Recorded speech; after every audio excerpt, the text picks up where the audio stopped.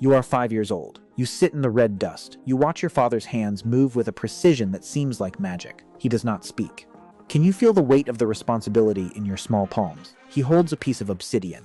He strikes it once. The sound is a sharp, rhythmic clink that echoes against the cold cave walls. You see glass fly. Is this how the world begins? He does not explain the physics of the strike. He does not talk. He simply hands you a smaller, blunter rock and waits for you to try. You mimic his grip. You copy his breath. This silent exchange is the foundation of everything we have ever built. For 99% of human history, this was your classroom. There were no desks. There were no blackboards or grades to tell you how you were doing. Failure did not mean a lower score. Failure meant a cold night without fire, an empty stomach, or a predator's teeth. Your ancestors had to solve a terrifying problem. How do you pass down 300,000 years of survival secrets before the next generation dies out? The answer was not a lecture. It was a deep biological drive for high-fidelity imitation. Archaeologists studying the Olorgesailie Basin in Kenya have found thousands of Acheulean hand axes scattered across the landscape. These tools are beautiful. They are symmetrical. They are also incredibly difficult to make for someone who has never tried. They require a mental blueprint and a series of precise calculated strikes. Research by Kevin Laland, an evolutionary biologist at the University of St. Andrews, suggests that these tools were the result of a cultural ratchet. Each generation didn't just learn from scratch. They stood on the shoulders of the giants who came before them. But how did they actually transfer that mental blueprint? They used a method called scaffolding. Your father didn't give you the hardest task first. He gave you the scraps. He let you play with the discarded flakes while he worked on the masterpiece. You watched the angle of his wrist. You noticed the way he braced the stone against his thigh. You heard the specific thwack of a successful strike versus the dull thud of a mistake.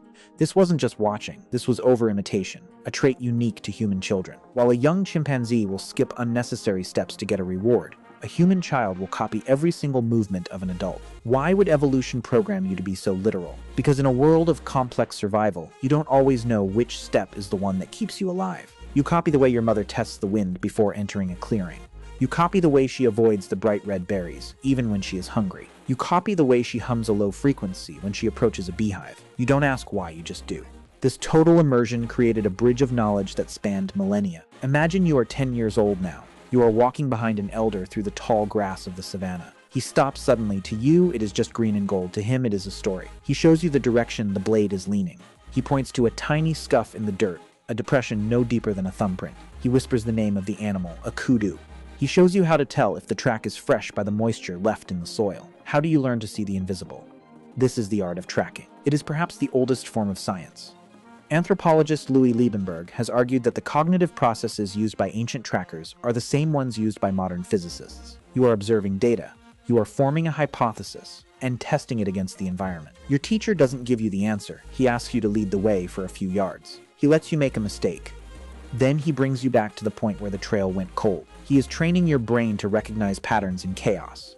This education happened in the in-between moments. It happened while you were gathering firewood.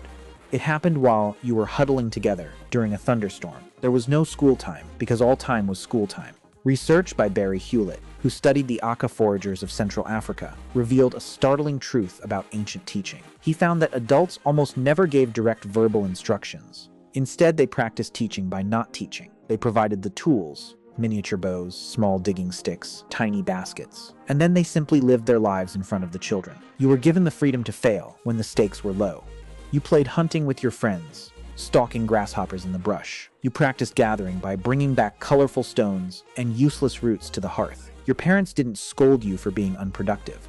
They knew that play was the laboratory of the soul. They knew that every time you missed a grasshopper with your toy bow, your brain was calibrating. Is play the most important survival skill of all? Imagine the silence of the forest. The only sound is the crackle of the fire. You are sitting with your mother as she weaves a basket from dried reeds. She does not tell you to watch. She does not explain the over-under pattern of the weave. She simply works. You pick up a stray reed and try to copy her. Your fingers are clumsy, the reed snaps. She does not correct you. She does not sigh with frustration. She simply continues her work, knowing that your eyes are recording every flick of her wrist. This is the power of observation. It is a slow, patient process that requires no words. Why do we think we need classrooms today? The ground is a manuscript. Every track is a word. You kneel beside the elder as he points to a broken twig. He shows you the sap that is still wet on the break. He explains that the animal passed here only minutes ago. You smell the air. You catch a faint musky scent that you didn't notice before. He asks you what you think. You point toward the river. He nods slowly. This is the birth of logic. You are connecting a broken twig to a wet sap to a musky scent to a direction. You are building a world in your mind. Can you feel your brain expanding? As you grew, the lessons became more dangerous. You were invited to the edge of the butchery site. You watched how the elders used a stone flake to unzip the hide of a massive bison without puncturing the stomach. You learned the anatomy of the world by getting your hands bloody. You learned where the fat was hidden.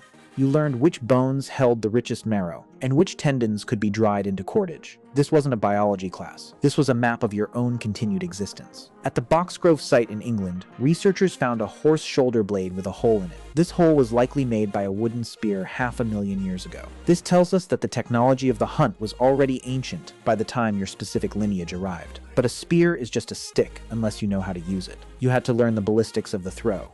You had to learn the patience of the ambush. You had to learn the scent of fear. Can you feel the tension in the air? Most importantly, you had to learn the social code. You learned that the meat did not belong to the hunter who killed the animal. It belonged to the tribe. You watched the way the elders distributed the food, ensuring the grandmother who could no longer walk received the softest liver. You learned that your strength was not in your muscles, but in your connections. You learned that a lone human is a dead human. How did they teach you to be kind in a world that was so cruel? The hunt was successful. The tribe is hungry. You watch as the meat is brought back to the camp. There is no fighting. There is no hoarding. The elders take charge. They divide the meat with a precision that ensures everyone is fed. You see the hunter who made the kill. He stands back. He does not take the first piece. He does not brag. He knows that his success was only possible because of the others who drove the animal toward him. He knows that next time, he might be the one who misses. This is the lesson of reciprocity. It is the invisible thread that binds you to the group. How do you learn to trust someone with your life? They taught you through the power of the hearth. At night, when the fire was the only thing standing between you and the darkness, the lessons changed. They became stories, they became songs, they became the myths that defined who you were and where you came from. The firelight turned the cave walls into a cinema of shadows. You listened to the tales of the great lion, the first mother, and the spirit of the rain. These weren't just entertainment. They were a mnemonic device for the most complex survival skills of all, cooperation and identity. You learned the boundaries of your territory through the verses of a song. You learned the history of your ancestors through the rhythm of a dance. You learned that you were part of something that began long before you were born and would continue long after you were gone. The education of an ancient human was not about filling a bucket. It was about lighting a fire. The fire is the center of the universe. The shadows are alive. You lean against your grandmother as she begins to chant. Her voice is raspy and deep. She tells the story of the time the sun disappeared. She describes the fear of the people. She tells how they worked together to bring the light back. You feel the rhythm of her voice in your chest. You see the images in the flickering flames. You are not just hearing a story. You are inheriting a culture.